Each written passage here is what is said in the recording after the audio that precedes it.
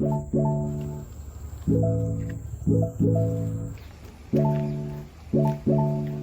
dad has a video consultation call with his GP. So I mean, I think this story is for another video, but my dad is a diabetic patient for as long as I remember, so maybe 30 over years or more. About 24 years ago, he had a triple bypass, and I mean his diabetic level has gradually just not managed well. His insulin dosage over the years have increased, you know. So he goes to Singapore General Hospital to manage his for his heart, and then he has been going to the Polyclinic for 2 decades, you know, to manage his diabetes and the general consultation. So it's not great. It's not great because every time, you know, diabetes is a lifestyle, right? You just you can manage it, you can reverse it if you take precaution and prevention. But you know, living in Singapore and the food, it's hard. My parents are foodies. My mom cooks a lot. My dad has a sweet tooth, and you know, and I think it's so easy to say, you know, I'm having a little of it. It's just once in a while, but how often does once in a while come, right? So, my dad, with his Polyclinic checkups, what's been happening is that every time his blood sugar level is high, they increase a dose of whether it's insulin or other medication. And I've had many chats with his doctor over the years to try to reduce the insulin intake, but I think our healthcare situation in Singapore, especially for the government places, is that, you know, they don't really give good advice in terms of nutrition. I think, okay, personally, I don't believe in anything that they are giving, the advice that they are giving, and that includes the Ministry of Health, that includes the whole healthy eating for school. Yeah, again, that's probably another video. I have so much to talk about in terms of how our school food system is for the kids. And I think MOH is all about being reactive. I think a lot of things in Singapore, whether it's the government and all, it's mainly a reactive measures instead of prevention, right? So I'm all about prevention, and I think nutrition is super. It should be a big thing. It should be a conversation that doctors should speak about rather than medicating. Okay, so anyway, long story short, in July, my dad had a huge health scare, and his sugar levels, his glucose levels was off the charts. And I think it caused he had an injury on his leg, and it made it really inflamed. And so what happened with that is that he had to be on drip for like 10 days, both through IV as well as oral medication.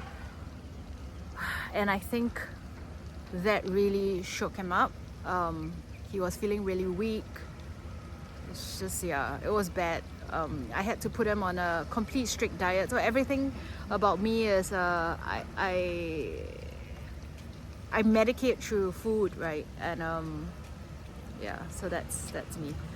So I put him on a very strict diet, very restrictive diet that really essentially no hawker food.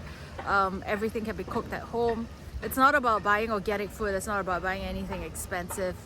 It's really about real food that is unprocessed, and really just that, right? Eating simply, you know. So if only recently he started going to the hawker center or coffee shop, and you know, you can have a chicken rice, but like maybe 2 tablespoons of rice, the rest is chicken without the sauce on top. So you can make very conscious effort and conscious choices if you go to a hawker stall. No white rice, nothing white, no carbs, or reduce your carbs, being a little bit more on a keto diet. So like no bowls of noodles that is soupy, because the soup is it's a fantastic place to add lots of sugars and lots of salt, your sodium as well. And because he's diabetic, he's on insulin, so you know, salt is too much salt is also not good. So I think yeah, maybe I'll do another video about, you know, hawker food and healthy food and all that. But for now, he is basically, the good news is in 3 months, in just 3 months, from July, August, September, we're in October, we've been on a very restrictive diet. He eats at home. My mom cooks normally, it's just that less gravy, because gravy again is like soup. It is a great vessel to add a lot of different sauces, and most of the sauces contain a lot of sugar. So just very clean eating. And in like 2.5 months to 3 months, my dad's sugar levels has been great. Never before he's seen this number. So he pricks himself about 5 times a day so that he can track.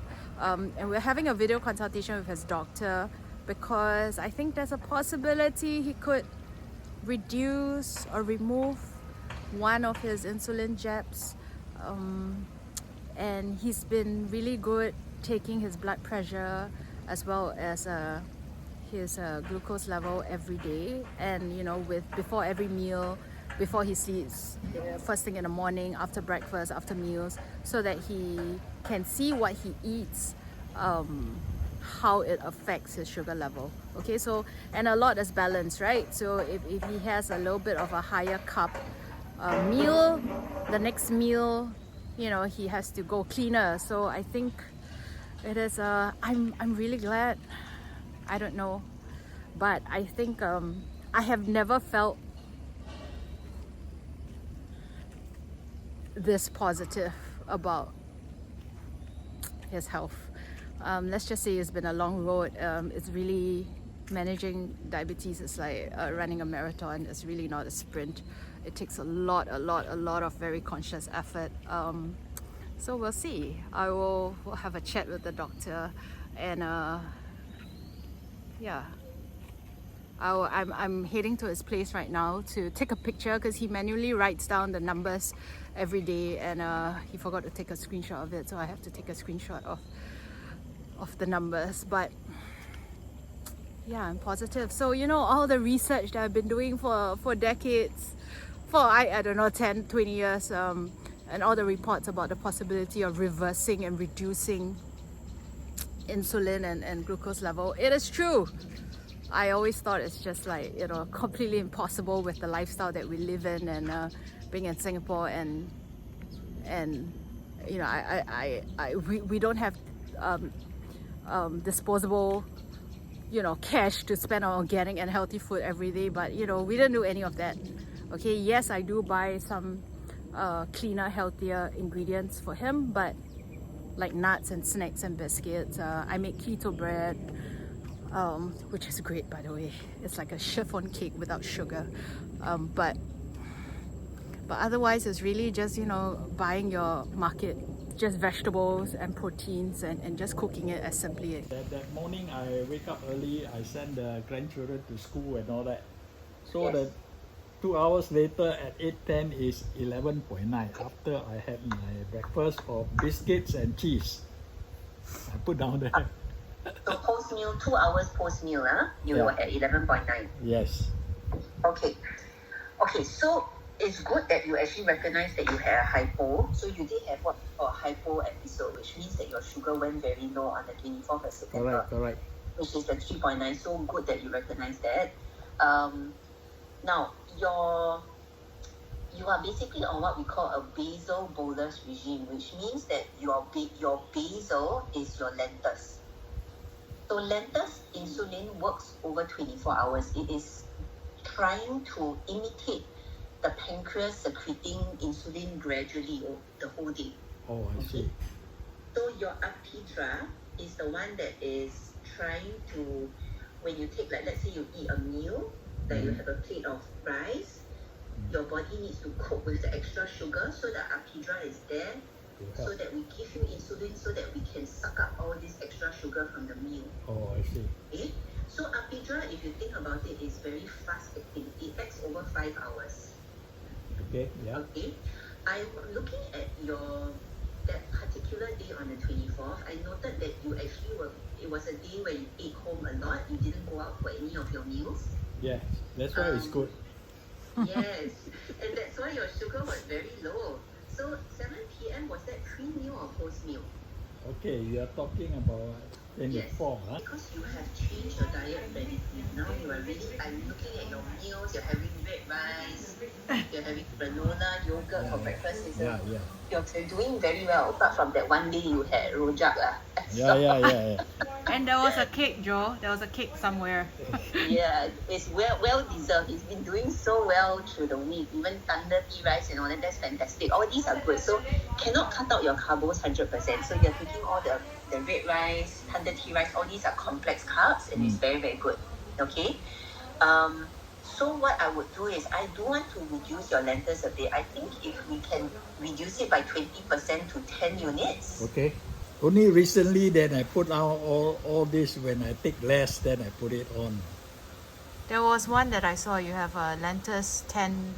Then, okay, on the 4th of October, I have 10 units of lentils. So your fasting sugar targets in the morning, you should get between 4.5 to about 7.1. This is good. So actually your fasting sugars, you're doing pretty well. It's really good. Apart from that one day that you ate at home the whole day and then you got you had that really low 3.9, which I think because even before dinner you were at 5.8 and then the apidra went in, and that when you had your low sugar at 9:30. Okay, I'm just looking at the others. I noticed that you did have some high readings, usually before dinner. Yeah, and because tea break I eat, sometimes I eat Okay. Sometimes got cake, got anything I will eat. I mean, one day tea break you had kueh. kueh. That one is what kueh salad. That was on the 8th of October. Sometimes forget. Okay. But sometimes because I was thinking of coming back to eat, but we eat outside, is it? Okay. You don't stress yourself, okay? Yeah. If you forget, don't worry. Then The you last know few days, that then you yesterday, know that when you have your meal, your dinner, your before dinner, you need to do a apidra before dinner. You think of lentils as your solid rock, okay? So you anchor down your lentils with 10 units, and the apidra is the one that you can adjust as you go along. I wouldn't inject the full 8 units, just go 50%. Okay? So instead of 8, you can even just do a 4 units before dinner. Okay? So you use your pre-meal to guide yourself. Last time they just give me for dinner only. Right. 10 units. Right. Then when I say my lunch is always high, they say, okay, put 6 or 8 units, never mind. Morning I got about 6 or 7 tablets, So you have a 35-minute window. That's how this drug works. That if you eat, because it was a very So I can have it within half an hour after breakfast. It's very good in this that if he forgot to jab, he say never mind lah. Today I don't need to jab lah. One day okay. And I'm quite worried lah. I'm quite worried. That's why I say you cannot do that. Okay? Yeah. I mean, when you go out and you on the days that because you thought that you're going to go home for lunch, but then you really forgot, it's fine. Don't stress over it. But at least that evening, the evening apidra, that one is very important because you know that his pre-dinner sugar is going to be very, very high already. Okay. Can. Another thing is, I'm also quite happy because now if we go out with our friends, right, Joe, he can control himself already. So this is a very good, good warning to him. Not like before like that. He don't care. He just eat. Another thing is it alright for him to bring his insulin out without any ice pack inside? It's okay. Wait, let me ask it first. Your lentils should be fine. Your apidra, let me just check for you. What do you mean? Were you instructed to put it in the refrigerator? No, because I have this lady. I keep on telling No. her. Let me tell you something. Why I ask you this question, Joe? No, what I've told her, what the pharmacist has told me, lentils and this aprida, when I bought from them, I need to put in the fridge. After I jab once, I can put it outside already. Correct.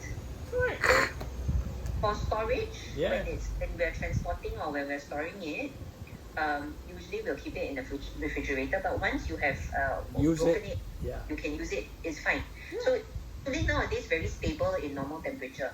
Yes. No, but the thing is when he's out like, and now we are going traveling, the pen will be traveling with us, right? Never mind. But it's with us in the I under the already, the back. I Wait, already wait. jabbed all Okay, already once okay. already. So I give this to you, at least you know that I just send it to you now, so that in any case, if you eat your meal and then you realize, okay, I have forgotten, you still have a 20-minute window to inject your apidra, and that's totally fine, okay? Okay. Some cheat days, not too many, but have some cheat days, okay? Cheat days. Yeah. Not cheating for the entire 2 weeks, cheat days within the 2 weeks, okay? Thank you, Thank you very Joe. much, Thank you.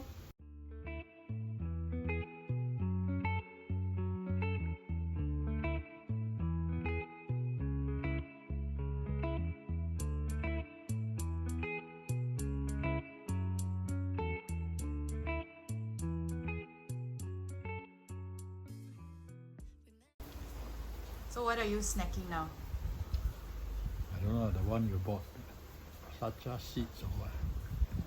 What has changed? Maybe you feel more energetic? You can sleep better?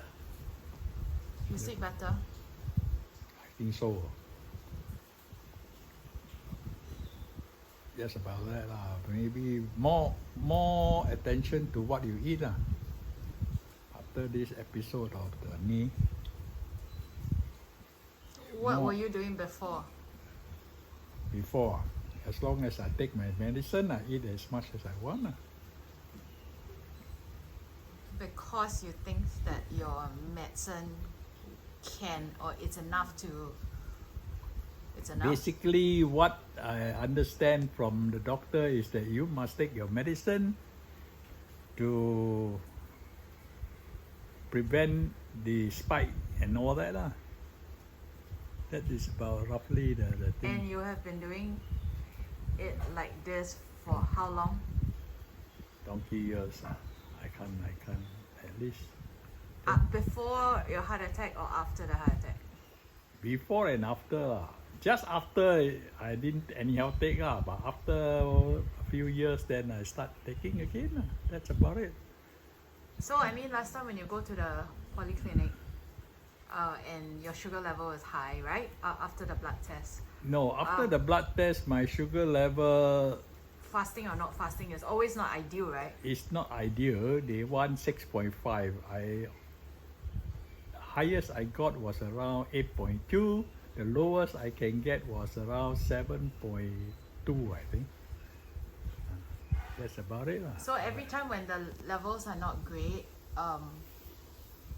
what was the advice given by? Well, you got to. That's the usual thing. They never ask me to drink more water or what. Or eat well? Eat well. They say you just have to maintain. Yeah, they just say be careful of what you eat only. They never tell me what to eat and all that. I think they mean that they have all the posters up there. You should be able to read what to eat. So why you never read? I never read all that. I love eating, so you cannot follow too much. Okay, so basically you're saying that when you go to the Polyclinic, the advice they give is quite generic, right? Yeah. Just they don't give you specific advice. They don't tell you like before meal you can do this, not do this? No.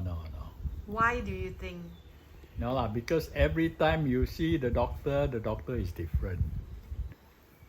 So every doctor have different way of thinking. Some even don't look at you. They just see your thing, then they just follow the same medicine and all that. That's about it. It's a problem, right? That's the problem with everybody. Because Polyclinic is fast turnaround, right? Fast turnaround, is a training ground. That's about it. So do you think, I mean like there are so many people like you, right? So how? That's why people are getting sick. Because they go and listen to the doctor. Basically, that's why now the government has asked you to go and tag onto your clinic, your own doctor, to have a better care. That's about it lah. So, after the health scare, can you tell me what happened? Nothing. Wow. You tell me what happened. What happened to your knee? What do you mean by nothing? Yeah, just a swollen knee only. Oh, so It's just a swollen knee? The only different mom can see the difference is that I cannot drive her around. No, the difference was, why did you even get that inflamed knee? Inflamed knee? Why? Basically, initially I thought I just banged the thing on my leg. That's a pain in the leg only, that's about it. But for normal people, it's a pain in the leg. But why yours became what it became? I really don't know. You don't know? You know. Yeah lah, they tag it to the thing because you're diabetic, that's why it's inflamed. Because your sugar level was off the charts. Yeah, it's the same. The sugar level is actually the usual one that I get. It's about 10 plus, all the while. During pre-meal or after meal is about 12. Even I get 17 also. So what is it now? 2.5 months later. Yeah, I see. I check what I eat. I look what I am taking. So what are your numbers now in comparison? Now it's below 10. It's below 10. At a good range. Yeah. Around 8 to 10. 8. Mostly around 8. So what are you doing now if you have to go? I mean, what is the biggest thing now with the whole eating? What's the biggest change? Biggest change, you can see my sugar reading going down. Yeah, but what are the changes that you made specifically with food? You eat less sugar, or no sugar to less sugar. You don't take it too much quantity. If the thing is sweet, you just automatically reduce yourself to eat less. That's Carbohydrates, right? Not yeah, just sugar, right? Sugar and carbohydrates. What about, can you tell me about your hawker food? Hawker food, the big difference is that you don't drink all the soup, or you don't dip in all the sauces and all that. You reduce yourself. And don't go and eat. No, we eat at this hawker food, but then I minimize myself. Like I take prawn noodles, I don't eat that much of noodle. I don't take noodle, the soup. You reduce all that. And you still get a bit of a taste, Yeah. but don't have the full bowl. Yeah, you don't eat the full bowl, and you just limit yourself. That's about it. Tahu goreng, I take the tahu goreng. I ask for more cucumbers and all that. Then the sauce, I just dip a bit. That's about it. hawker's food you still got to eat, right? You still like to eat this and that.